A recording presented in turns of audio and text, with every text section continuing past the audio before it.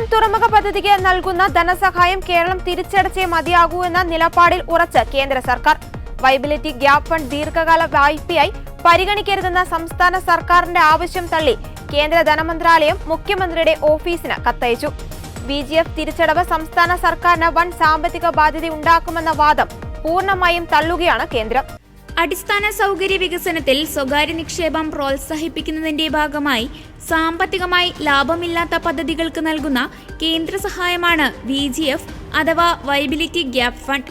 ധനസഹായം എന്ന നിലയിൽ വിഴിഞ്ഞം അന്താരാഷ്ട്ര തുറമുഖ പദ്ധതിക്ക് കേന്ദ്രം അനുവദിക്കേണ്ട VGF 817.80 കോടി രൂപയാണ്.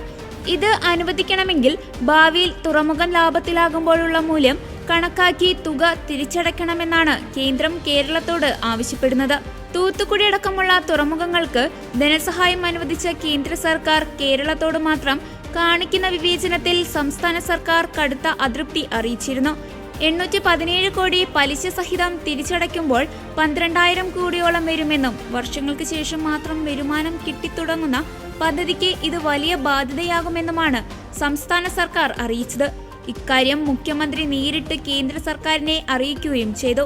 ഇതിനുള്ള മറുപടി എന്ന നിലയിലാണ് വായ്പ അല്ലാതെ ധനസഹായം പരിഗണിക്കാനാകില്ലെന്ന് തീർത്തു പറയുന്ന കേന്ദ്ര ധനമന്ത്രാലയത്തിന്റെ മറുപടി. അർഹമായ ആനുകൂല്യങ്ങൾ തടഞ്ഞുവെച്ച് സംസ്ഥാനത്തെ സാമ്പത്തിക ഉപരോധത്തിലാക്കുന്ന കേന്ദ്ര നടപടിക്കെതിരെ കടുത്ത പ്രതിഷേധം നിലനിൽക്കെയാണ് വിഴിഞ്ഞം തുറമുഖ പദ്ധതിയോടും കേന്ദ്രം മുഖം തിരിച്ച് നിൽക്കുന്നത്.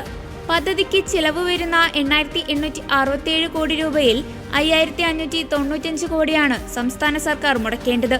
ഇതിൽ 2,259 കോടി സംസ്ഥാനം ചിലവഴിച്ചിട്ടും 1 രൂപ പോലും മുടക്കാൻ കേന്ദ്രം തയ്യാറായിട്ടില്ലെന്നാണ് സംസ്ഥാന സർക്കാരിന്റെ അവകാശവാദം.